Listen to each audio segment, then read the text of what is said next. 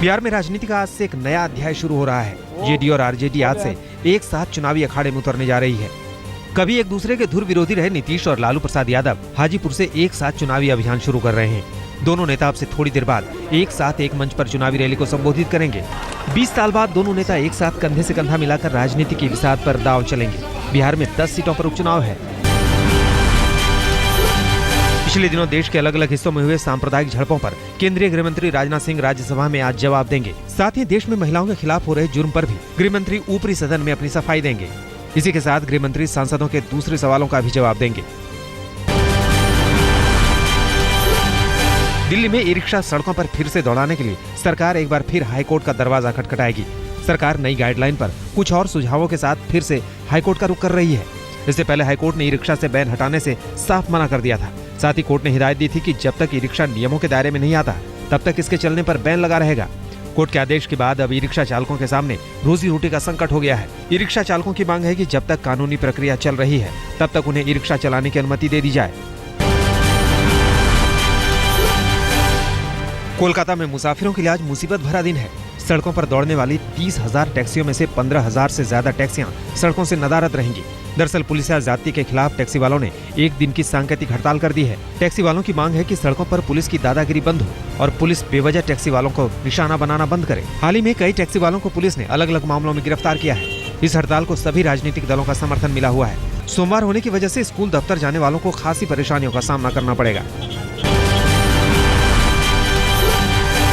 सरहद पर एक बार फिर पाकिस्तान ने सीज फायर तोड़ा है। आरएसपुरा सेक्टर में पाकिस्तानी रेंजरों ने बीएसएफ के चिनाज और पित्तल पोस्ट पर मोर्टार दागे।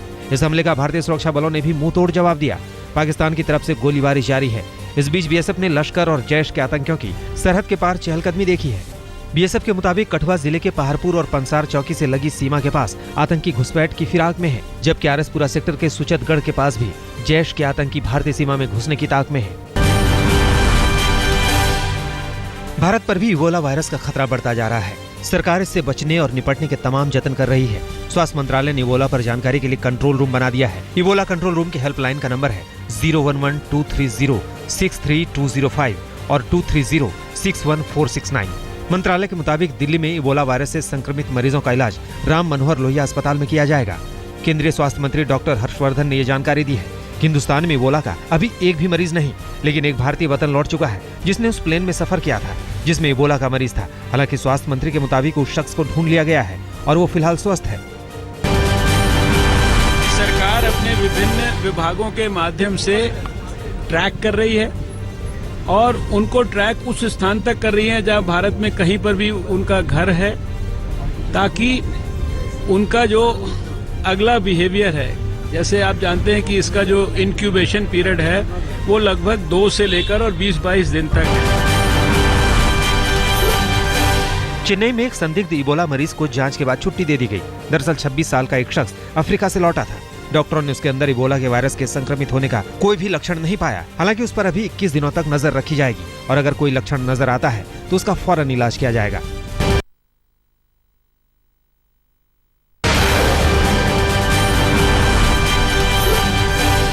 केंद्रीय मानव संसाधन विकास मंत्री स्मृति ईरानी एक बार फिर डिग्री विवाद में घिर गई हैं।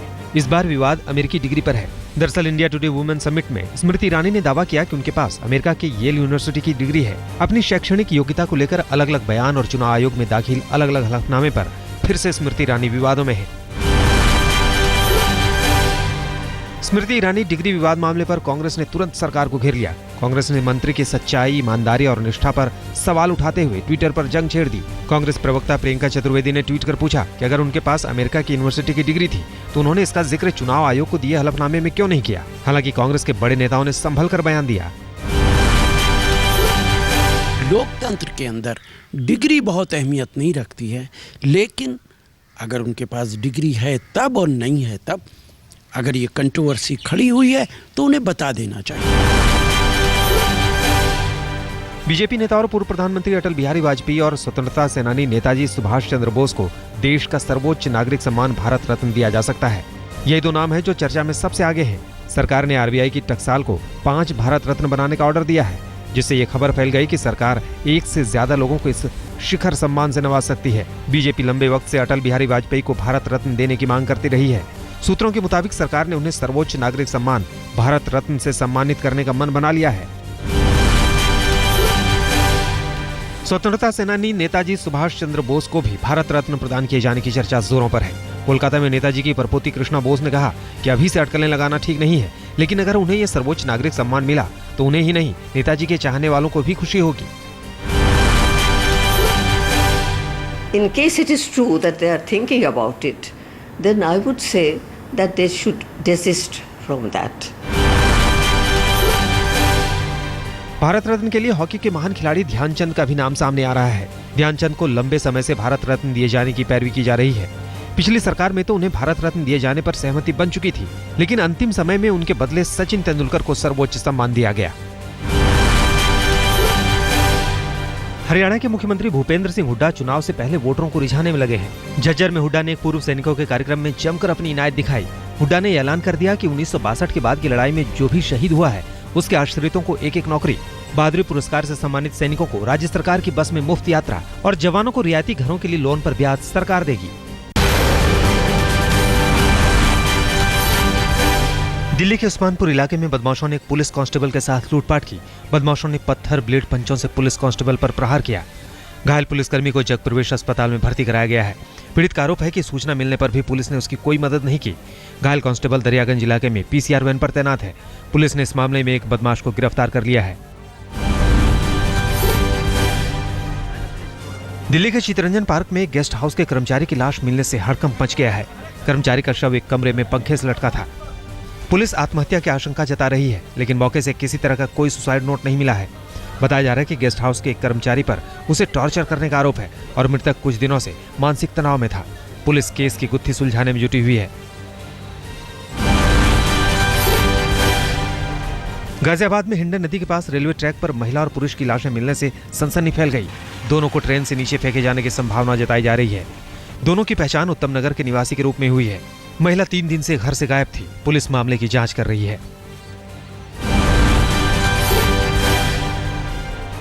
नोएडा पुलिस ने एडवोकेट मर्डर की गुत्थी सुलझा ली है।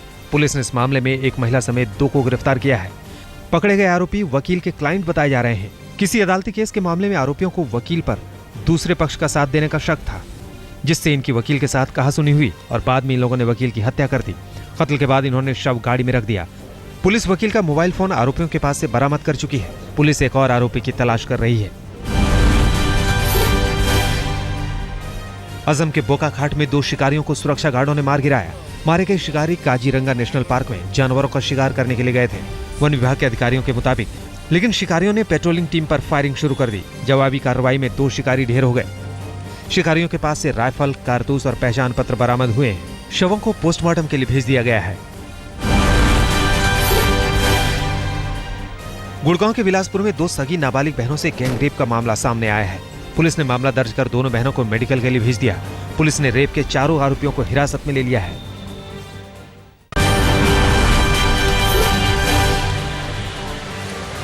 शिरडी साईं बाबा की पूजा विवाद पर छत्तीसगढ़ के करवधा में होने वाले धर्म संसद में शिरडी साईं बाबा संस्थान के नुमाइंदों को भी शिरकत करने का न्योता भेजा गया है।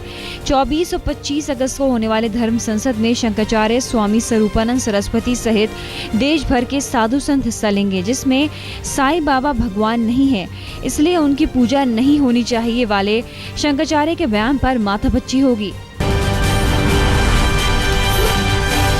उत्तर काशी के पास 80 गंगा नदी पर नहाने गया एक 10 साल का बच्चा लहरों की चपेट में आकर बह गया। 3 साथी तो किसी तरह बचकर निकल आए, लेकिन ये बच्चा लहरों में बहने लगा।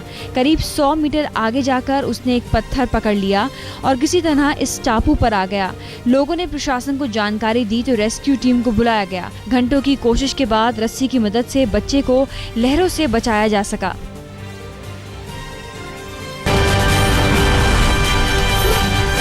ओडिशा में बाढ़ के हालात दिनों दिन बदतर होते जा रहे हैं। केंद्रपाड़ा और पुरी जिले के बाद राजधानी भुवनेश्वर में भी निचले इलाकों में पानी भर गया है।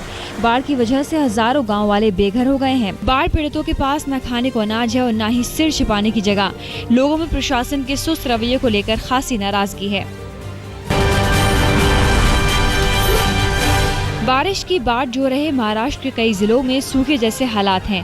अहमदनगर में कार्यक्रम में शिरकत करने पहुंचे मुख्यमंत्री पृथ्वीराज चौहान के सामने सूखे से जूझ रहे किसानों ने प्रदर्शन किया, जिस पर जमकर पुलिस की लाठियां बरसीं। किसानों की मांग थी कि नहर का काम अटका पड़ा होने की वजह से बगल में डैम होते हुए भी पानी उनके खेतों तक नहीं पहुँच पा रहा है।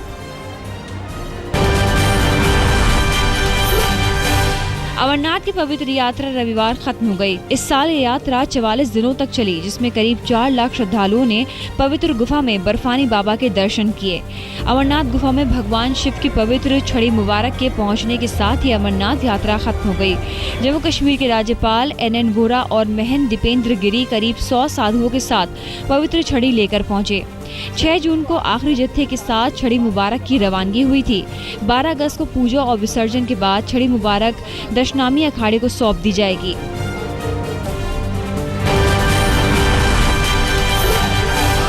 दिल्ली के ज्योतिनगर इलाके में 12 घंटों की बिजली कटौती से नाराज लोगों ने रोड जाम कर दी और जमकर बिजली विभाग के खिलाफ नारेबाजी की और हंगामा किया। स्थानीय विधायक भी जनता की मांग के साथ धरने पर बैठ गए। बिजली की मांग कर रहे प्रदर्शनकारियों ने करीब 3 घंटे तक सड़क जाम रखा, जिसमें लंबा जाम लग गया, जिससे इस रास्ते से गुजरने वाले मुसाफिरों को खासी दिक्कतों का सामना करना पड़ा। दिल्ली के दिल कनॉट प्लेस में रविवार सुबह आयोजित राहगीरी कार्यक्रम का अंदाज कुछ अलग ही रंग में रंगा हुआ नजर आया। हर बार की तरह योग, एरोबिक्स, साइकिलिंग और गेम्स के अलावा इस बार यहां CRPF का दस्ता लोगों के बीच चर्चा का केंद्र बना रहा। बैंगलोर में चल रहा फ्लावर शो। इस शो में फूलों के बने किलों से लेकर हाथी घोड़े लोगों को लुभा रहे हैं। फ्लावर शो में कई किस्म के फूल लोग निहार रहे हैं।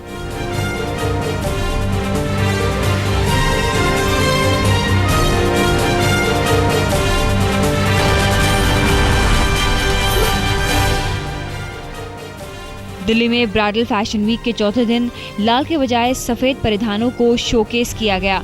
शो में ब्राइडल कलेक्शन की वाइड रेंज पेश की गई। साथ ही लाल और सफेद कलर कॉम्बिनेशन के कलेक्शन भी लोगों को खूब पसंद आए।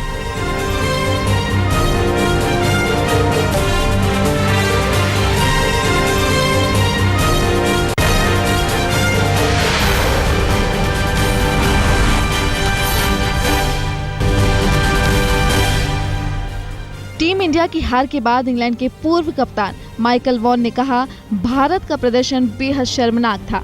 वॉन ने कहा कि धोनी की टीम जेम्स एंडरसन मामले में इतना उलझ गई कि क्रिकेट से उनकी नजर ही हट गई।